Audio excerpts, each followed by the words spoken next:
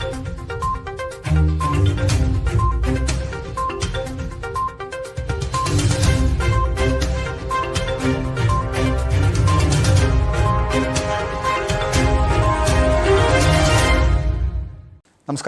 ആനന്ദ് ന്യൂസിലേക്ക് എല്ലാ മാന്യപ്രേക്ഷകർക്കും സ്വാഗതം.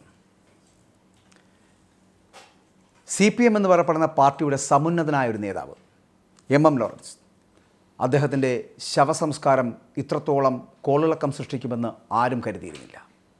പക്ഷേ ആ കോളിളക്കത്തിൻ്റെ പശ്ചാത്തലത്തിൽ MM ലോറൻസിൻ്റെ മകൾ ആശയുടെ അഭിഭാഷകർക്കെതിരെ ഇപ്പോൾ പോലീസ് കേസെടുത്തിരിക്കുകയാണ്.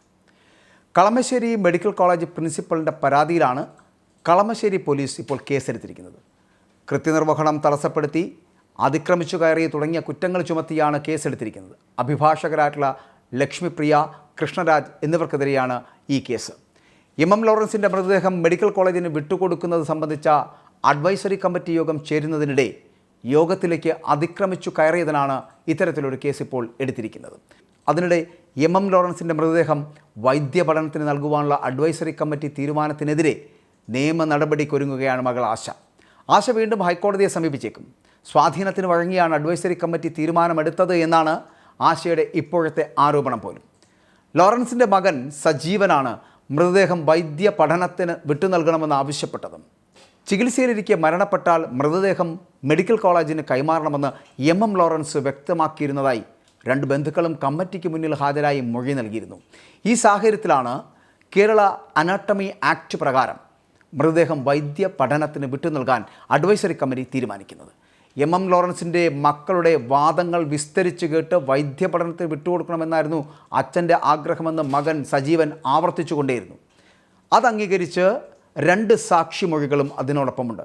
മകൾ സുജാത കൃത്യമായി നിലപാടെടുത്തില്ല എങ്കിൽ കൂടിയും അതേസമയം MM ലോറൻസിൻ്റെ മൃതദേഹം വൈദ്യ പഠനത്തിന് വിട്ടു നൽകരുത് എന്ന് മകൾ ആശ മാത്രമാണ് എതിർപ്പ് ആവർത്തിച്ചുകൊണ്ടിരുന്നത്. സാക്ഷികളായിട്ടുള്ള അഡ്വക്കേറ്റ് അരുൺ ആൻ്റണിയും എബിയും മൃതദേഹം വൈദ്യ പഠനത്തിന് വിട്ടു നൽകണമെന്നതായിരുന്നു ലോറൻസിൻ്റെ ആഗ്രഹമെന്ന് ഉപദേശക സമിതിയെ അറിയിക്കുകയും ചെയ്തു. മൃതദേഹം മെഡിക്കൽ കോളേജിന് പഠനത്തിന് വിട്ടു നൽകുന്നതുമായി ബന്ധപ്പെട്ട നടപടികൾ ഉടൻ തുടങ്ങുമെന്ന് കളമശ്ശേരിയുടെ മെഡിക്കൽ കോളേജ് ഉപദേശക സമിതി പറയുകയും ചെയ്യുന്നു. ലോറൻസിൻ്റെ മൃതദേഹം മെഡിക്കൽ കോളേജിന് പഠന ആവശ്യങ്ങൾക്ക് കൈമാറരുതെന്നും മൃതദേഹം ആശുപത്രിക്ക് കൈമാറാൻ ലോറൻസ് പറഞ്ഞിരുന്നില്ലെന്നും വാദിച്ചാണ് മകൾ ആശയുടെ ഹൈക്കോടതിയിൽ ഹർജി നൽകാൻ ഒരുങ്ങുന്നത്. അച്ഛൻ അങ്ങനെ ഒരു ആഗ്രഹമുള്ളതായി തനിക്കറിയില്ല എന്നും അമ്മ ഉണ്ടായിരുന്നുവെങ്കിൽ ഇത് സമ്മതിക്കില്ലായിരുന്നുവെന്നും അച്ഛനെ പള്ളിയിൽ അടക്കണമെന്നും ആവശ്യം ആശ പ്രകടിപ്പിക്കുകയും ചെയ്തു. എന്നാൽ മൃതദേഹം മെഡിക്കൽ കോളേജിനെതിരെ കൈമാറണമെന്നത് അച്ഛൻ്റെ മാത്രം ആഗ്രഹമായിരുന്നുവെന്ന് MM ലോറൻസിൻ്റെ മകൻ വാദിച്ചുകൊണ്ടേയിരുന്നു. ശനിയാഴ്ച കൊച്ചിയിലെ സ്വകാര്യ ആശുപത്രിയിൽ ഉച്ചയ്ക്ക് 12 മണിയോടെയായിരുന്നു ലോറൻസിൻ്റെ അന്ത്യം സംഭവിച്ചത്.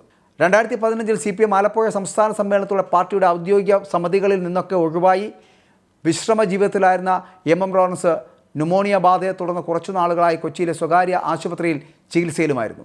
അങ്ങനെയാണ് അദ്ദേഹം കഴിഞ്ഞ ദിവസം, അതായത് കഴിഞ്ഞ ശനിയാഴ്ച ഉച്ചയ്ക്ക് 12 മണിയോടുകൂടി ഇഹലോകവാസം വെടിഞ്ഞത്. പക്ഷേ അതിനുശേഷം സംഭവിച്ചതൊക്കെ ചരിത്രമായി.